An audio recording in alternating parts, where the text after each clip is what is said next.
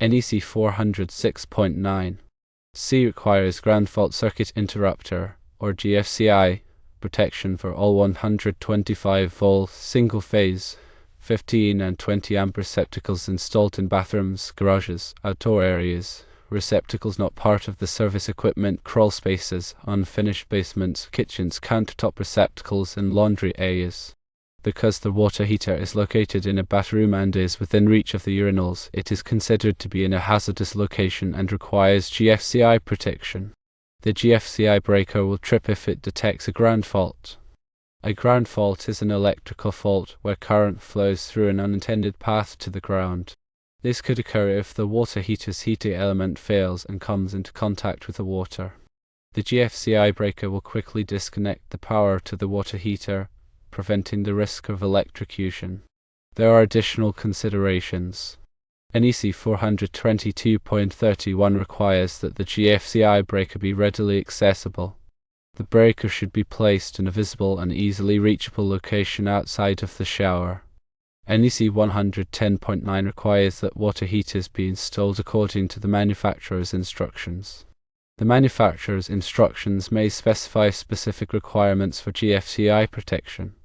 It is important to check with local authorities to ensure compliance with any applicable code updates.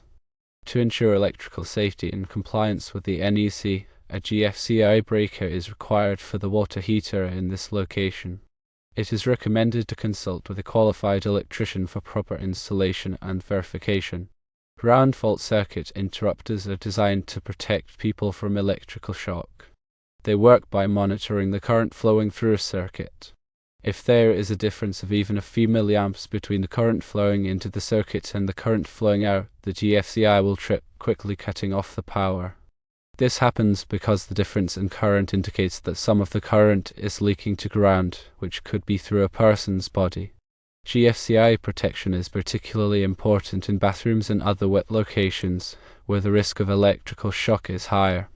Water is a good conductor of electricity, so even a small amount of current can be dangerous. In the case of a water heater, the heating element is immersed in water, so there is a high risk of a ground fault. If the heating element fails and comes into contact with the water could become energized, and anyone who touches the water could be electrocuted. A GFCI breaker will quickly disconnect the power to the water heater, preventing this from happening. The National Electrical Code, or NEC, is a set of standards for the safe installation of electrical wiring and equipment in the United States. It is published by the National Fire Protection Association, or NFPA. The NEC is updated every 3 years, and it is widely adopted by state and local governments. The NEC requires GFCI protection in a variety of locations, including bathrooms, garages, outdoor areas, crawl spaces, unfinished basements, kitchens, and laundry areas. The specific requirements for GFCI protection vary depending on the location and the type of equipment being used. For example, receptacles in bathrooms must be GFCI protected, as must receptacles that are used to supply power to cord and plug connected appliances. The NEC also requires that GFCI breakers be readily accessible. This means that the breaker must be located in a visible and easily reachable location. This is important so that people can quickly disconnect the power in the event of an emergency. When installing a GFCI breaker, it is important to follow the manufacturer's instructions carefully. The instructions will provide specific information on how to wire the breaker and how to test it. It is also important to check with local authorities to ensure compliance with any applicable code updates. In addition to GFCI protection, there are other safety precautions that should be taken when installing a water heater. These include ensuring that the water heater is properly grounded and that the electrical wiring is properly sized. It is also important to have the water heater inspected by a qualified electrician to ensure that it is installed correctly and safely. The location of the water heater near the urinals is a concern because it increases the risk of electrical shock. Urinals are often located in damp or wet areas, and the presence of water increases the risk of electrical shock. Additionally, urinals are often used by people who are not wearing shoes, which further increases the risk of electrical shock. For these reasons, It is especially important to ensure that the water heater is properly GFCI protected and that all other safety precautions are taken. If there is any doubt about the safety of the installation, it is best to consult with a qualified electrician. A qualified electrician will be able to assess the situation and recommend the best course of action. Electrical safety is important, and it is always better to err on the side of caution. By taking the necessary precautions, you can help to prevent electrical shocks and other electrical hazards. The NEC is a comprehensive set of standards that covers a wide range of electrical safety issues. It is important to be familiar with the NEC and to follow its requirements when installing electrical wiring and equipment. The NFPA also offers a variety of other resources on electrical safety, including training courses, publications, and online tools. By taking advantage of these resources, you can help to improve your knowledge of electrical safety and to prevent electrical hazards. Always remember to turn off the power before working on any electrical wiring or equipment. Use the proper tools and equipment for the job. Wear appropriate personal protective equipment such as safety glasses and gloves. Never work on electrical wiring or equipment if you are wet or standing in water. If you are not comfortable working on electrical wiring or equipment, hire a qualified electrician. Electrical safety is everyone's responsibility. By following these safety tips, you can help to prevent electrical shocks and other electrical hazards. The purpose of GFCI protection is to prevent electrical shock. It does this by monitoring the current flowing through a circuit. If there is a difference of even a few milliamps between the current flowing into the circuit and the current flowing out, the GFCI will trip, quickly cutting off the power.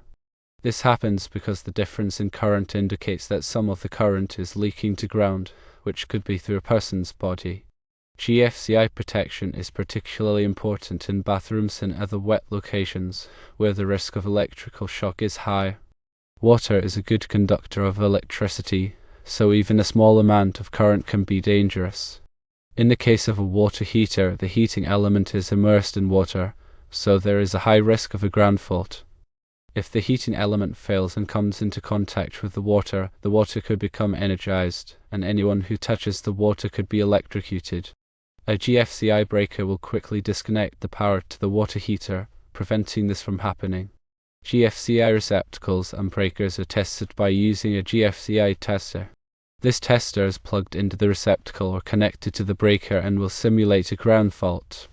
If the GFCI is working properly, it will trip and cut off the power. It is important to test GFCI receptacles and breakers regularly to ensure that they are working properly. The NEC requires that GFCI receptacles and breakers be tested at least once a month. It is also important to test GFCI receptacles and breakers after any electrical work is performed on the circuit. When testing a GFCI receptacle, it is important to follow the manufacturer's instructions carefully. The instructions will provide specific information on how to use the tester and how to interpret the results. It is also important to be aware of the potential hazards of testing GFCI receptacles. If the GFCI is not working properly, it could trip and cut off the power, which could cause a hazard if someone is using the appliance that is plugged into the receptacle. When testing a GFCI breaker, it is important to follow the manufacturer's instructions carefully. The instructions will provide specific information on how to connect the tester to the breaker and how to interpret the results. It is also important to be aware of the potential hazards of testing GFCI breakers. If the GFCI is not working properly, it could trip and cut off the power, which could cause a hazard if someone is using the appliance that is connected to the circuit. If you are not comfortable testing GFCI receptacles or breakers, hire a qualified electrician. A qualified electrician will be able to test the GFCI receptacles and breakers safely and properly. Ground fault protection is a critical safety feature in electrical systems. It protects people from electrical shock by quickly disconnecting the power in the event of a ground fault. GFCI protection is required by the NEC in a variety of locations, including bathrooms, garages, outdoor areas, crawl spaces, unfinished basements, kitchens, and laundry areas. It is important to test GFCI receptacles and breakers regularly to ensure that they are working properly. If you are not comfortable testing GFCI receptacles or breakers, hire a qualified electrician. Remember that water heaters are typically powered by either electricity or gas. In this scenario, we're focused on the electrical aspect, assuming it's an electric water heater. Gas water heaters have different safety considerations, primarily related to gas leaks and carbon monoxide.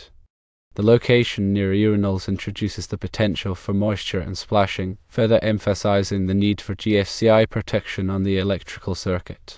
Proper grounding of the water heater is also crucial for safety. Grounding provides a path for fault current to flow back to the source, allowing the GFCI to detect the imbalance and trip the circuit. Verify that the water heater is properly grounded according to the NEC and the manufacturer's instructions. Local electrical codes may have additional requirements beyond the NEC. It's always best to consult with your local building department or licensed electrician to ensure compliance with all applicable regulations.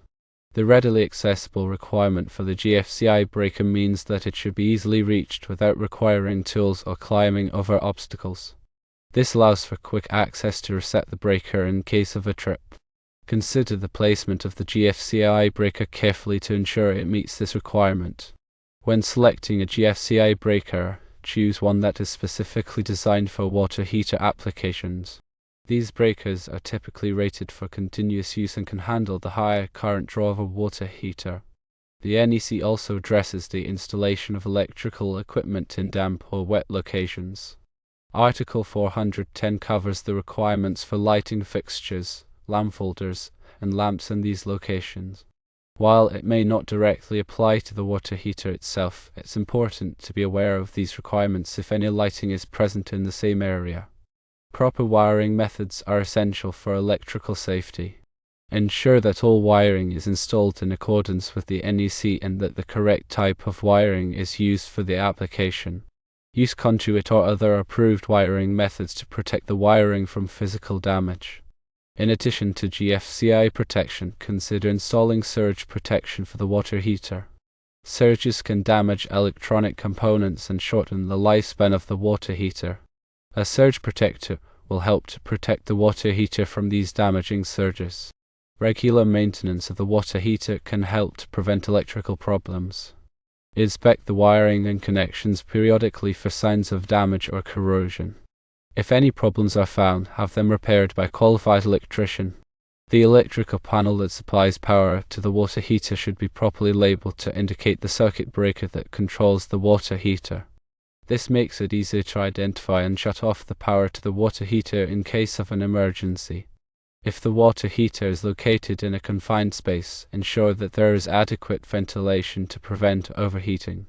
Overheating can damage the water heater and create a fire hazard. The manufacturer's instructions for the water heater will provide specific information on ventilation requirements. Consider the potential for water damage from the water heater.